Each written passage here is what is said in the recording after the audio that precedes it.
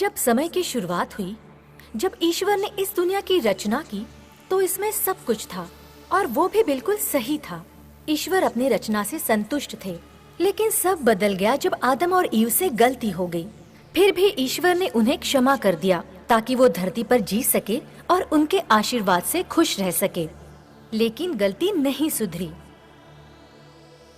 खैर, एक इंसान था जो ईश्वर से प्यार करता था और वो बड़ा ईमानदार था।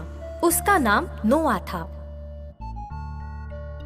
नोआ मेरे बच्चे, तुम्हारे लिए एक संदेश है। बताएं मेरे ईश्वर। सबसे बात करो और उन्हें आगाह करो कि मैं धरती और उसमें मौजूद हर चीज को बर्बाद करने वाला हूँ। तुम एक जहाज बनाओ जिसमें हर प्रकार के 2 प्राणी के लिए जगह हो। दुनिया के अंत से पहले ये काम हो जाना चाहिए। ये तुम्हारी जिम्मेदारी है। जैसी आपकी आज्ञा मेरे ईश्वर। नोआ ने पेड़ काटे और जहाज बनाने की प्रक्रिया शुरू कर दी। ईश्वर के कहे अनुसार मुझे एक बड़ी जहाज बनानी है। एक ऐसी जहाज बनानी होगी जो पानी से बचे। जहाज ने आकार लेना शुरू कर दिया था और उसी दौरान नोआ लोगों को समझाने भी लगा था। कृपया करके ईश्वर की राह पर चलो, उनसे प्रार्थना करो, वे तुम्हें क्षमा कर देंगे। वे हम सबसे प्यार करते हैं। अगर ऐसा नहीं किया तो सब कुछ बर्बाद हो जाएगा। अगर हमने उनकी बात नहीं मानी तो क्या होगा? बहुत जोरों की बरसात होगी, वो भी 40 दिनों तक। हमें तुम पे विश्वास नहीं है, ये बिल्कुल नामुमकिन है। और मान लो अगर 40 दिनों तक बरसात हुई तो हम उससे निपट लेंगे। ईश्वर की राह पर चलने की बजाय वो नोआ का मजाक उड़ाने लगे। जरा इस पागल को तो देखो, इसके पास और कोई काम नहीं है। जहाज बनाने में अपना वक्त बर्बाद कर रहा है ये। दिन गुजरे।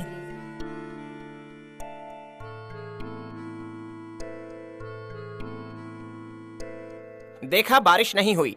नोआ ने कहा था कि 40 दिनों तक बरसात होगी, लेकिन ऐसा कुछ हुआ ही नहीं। तुमने बिल्कुल सही कहा, हमें कुछ भी नहीं होने वाला। चलो चलें। उन्हें विश्वास ही नहीं हो रहा था कि उनके साथ क्या होने वाला है। उन्होंने अपने गलत काम जारी रखे। जहाज लगभग तैयार हो गया। ये आखिरी कील है। जरा जांच कर लेता हूँ जो जहाज मैंने बनाई है वो पानी को सह पाएगा या नहीं। जैसे ही जहाज तैयार हो गया, ईश्वर ने नोआ से कहा, सुनो नोआ, 7 प्रकार के स्वच्छ जानवर ले आओ जो जोड़ी में हो और 2 जो स्वच्छ ना हो। अपनी बीवी, अपने बच्चे और उनकी बीवियों को भी अपने साथ जहाज पर ले आओ। नोआ ने वही किया जो ईश्वर ने उससे कहा। जहाज में 7 गाय, 7 भेड़, 7 बकरियां, 7 मुर्गियां, 7 बतख, 7 टर्की, 2 शेर, 2 भालू, 2 हाथी, 2 जिराफ, 2 जेब्रा, 2 डॉगी, 2 बिल्लियां, 2 छिपकली, 2 मकड़ी और 2 छोटे खटमल को जहाज पर ले आया। लोग उसे अचंभित होकर देख रहे थे। नोआ का दिमाग खराब हो गया है। हाँ सच में, मुझे समझ में नहीं आ रहा है कि वो उस बड़े जहाज पे क्यों रहना चाहता है, वो भी उन बदबूदार जानवरों के साथ। नोआ ने बाहर के लोगों को अफसोस से देखा। मैं इन्हें ईश्वर पर विश्वास दिलाने में नाकामयाब रहा। उसने लोगों से कहा, दोस्तों, मैं आप सभी से विनती करता हूँ कि आप भी इस जहाज में आ जाइए ताकि आप लोग भी सुरक्षित रहें। नोआ, उसका परिवार और सारे जानवरों ने जहाज के अंदर पूरी रात बिताई।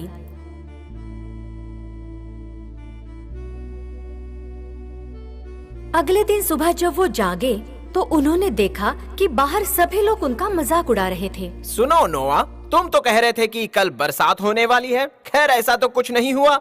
मतलब तुम गलत थे। दूसरे दिन भी वही हुआ, फिर तीसरे दिन भी वही और चौथे दिन भी। बरसात की एक बूंद तक नहीं गिरी। नोआ, तुमने जो कहा वो गलत था। मैं आप लोगों से विनती करता हूं कि आप लोग अंदर आ जाएं ताकि आप सब लोग सुरक्षित रह सकें। 5वां और छठा दिन भी कुछ अलग नहीं था। बरसात नहीं हुई और लोगों ने मजाक उड़ाना नहीं छोड़ा, लेकिन नोआ ने भी चेतावनी देना बंद नहीं किया और लोगों से विनती करता रहा। 7वां दिन भी बाकी दिनों जैसा ही रहा। फिर अचानक ईश्वर ने जहाज का दरवाजा बंद कर दिया। अरे ये क्या था? मुझे लगा मुझ पर पानी की एक बूंद गिरी। फिर किसी और ने भी महसूस किया, फिर किसी और ने, फिर किसी और ने, और फिर बरसात शुरू हुई। गिरती रही, गिरती रही, पानी भरता ही चला गया और थोड़ा सा ही वक्त बीता था कि जहाज उसमें तैरने लगा। 10 दिन गुजरे, 11 दिन, 12 दिन, 21, 22, 23। वो खिड़की से बाहर झांकने लगे। वो जिस दिशा में देखते बस बरसात ही नजर आती। 37, 48, 39, 40। 40 दिन गुजर चुके हैं। अब मैं जरा खिड़की खोल कर देखता हूँ। हे भगवान, हर तरफ तो सिर्फ पानी ही पानी है।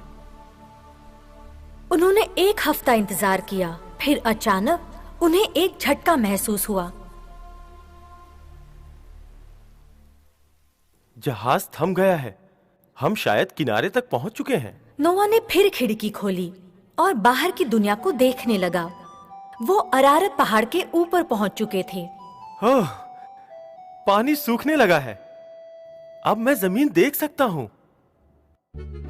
नोआ ने डव पक्षी को भेजा ताकि वो कहीं ठहरने की जगह ढूंढ सके।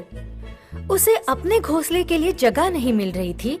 इससे नोआ ने अंदाजा लगा लिया कि अब भी जमीन पर पानी भरा हुआ है। 1 हफ्ता गुजरने के बाद नोआ ने डव पक्षी को फिर से बाहर भेजा।